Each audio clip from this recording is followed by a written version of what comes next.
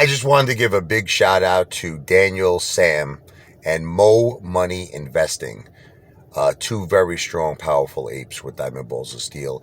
They were actually commenting on one of my videos that they confirmed it, that I was, in fact, the first AMC YouTuber.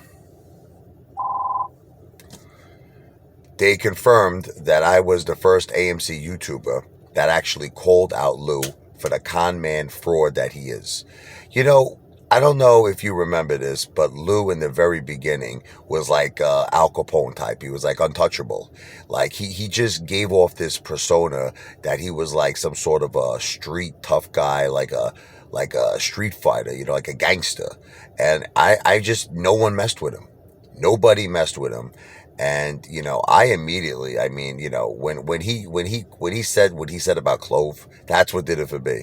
He's like, Clove's going to 500, and when that thing shot down to like almost nothing, and he was laughing at everybody, he's like, "You're all idiots that you didn't sell it," but he's the one saying that it's going to 500. I immediately said, "Man, this guy is a con man." And then I started digging and digging and digging and finding out more information about Lou.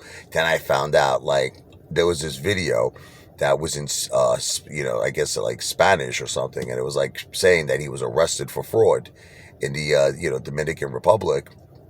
And I was blown away. I was like, this guy was arrested. And then I started doing more digging, and I found out he stole $73,000 from senior citizens. I found out that he had to pay it back. The judge ordered the restitution it was paid back. He had to pay it back. And on top of that, I found out that he was under a 3-year supervision. And I'm just saying to myself, crazy shit. Then I started reading more, and it's like he had to live with his mom. And this I can't confirm, but a lot of people believe they live in a Section 8 apartment. You know what I mean? Which is pretty crazy because the dude makes like over $250,000 on YouTube, which, by the way, is terrible, but it's true. Just basically being he's a con man. That's what it is. It's like Lou came into this movement knowing that he was going to get a lot of views because AMC was a hot topic. It was a very popular topic. And he, obviously Lou doesn't own any AMC shares. He just saw it as a way to con people. So what he did was he came into the movement acting like he's this big, successful Wall Street trader, and that he owns like, very big luxury items. Like he owns a big penthouse in Manhattan, like multi-million-dollar penthouse, when he's in fact living with his mother in her apartment, which is probably Section 8. But he's telling people, he's like, I have a penthouse, like I have 2 Teslas. You always see him on the train. He's on the subway. But then you might say to yourself, but hey, Father, you're admitting he made money.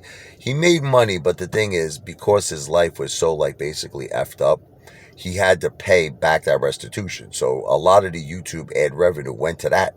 He had to pay, so let's say he made $250. He had to pay $73,000 back in the restitution to the senior citizens that he stole from. Then he, I hope at least he paid his taxes. If he paid his taxes, he probably had to pay like 80 grand. Then like, you really don't have that much money left. If you think about it, then he's got living expenses, I don't know, food. I mean, who knows if this dude, this degenerate probably has food stamps. He's like, I guarantee you that he has his YouTube channel like in someone else's name. You're talking about the scum of the earth with Lou. This guy is such a scumbag that I actually predict that he probably has free healthcare. He probably has free food stamps, and who else? God only knows what else. He's probably Section 8, free housing. Because think about it, all this Mama Luke has to do, right? All this Stunot has to do is put his YouTube channel in someone else's name. And then that means that he has no job, no income. He could go get Medicaid. He could get, everything for free. And it is, people do speculate he's living in a Section 8 apartment with his mother. So anyway, yes, I was the first AMC YouTuber to call Lou out. And at first, I got so much hate. Oh, I remember. Man, did I get hate. I got like tremendous. I had to say it 3 times, hate.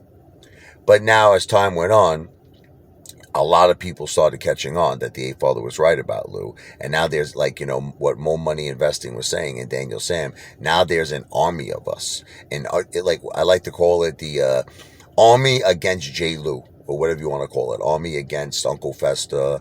Army against, what's his name? Tyrone's Boy Toy. Jamal's boy toy. So there's so many names we have for him, you know. But it had to start with somebody, and it started with the Apefather.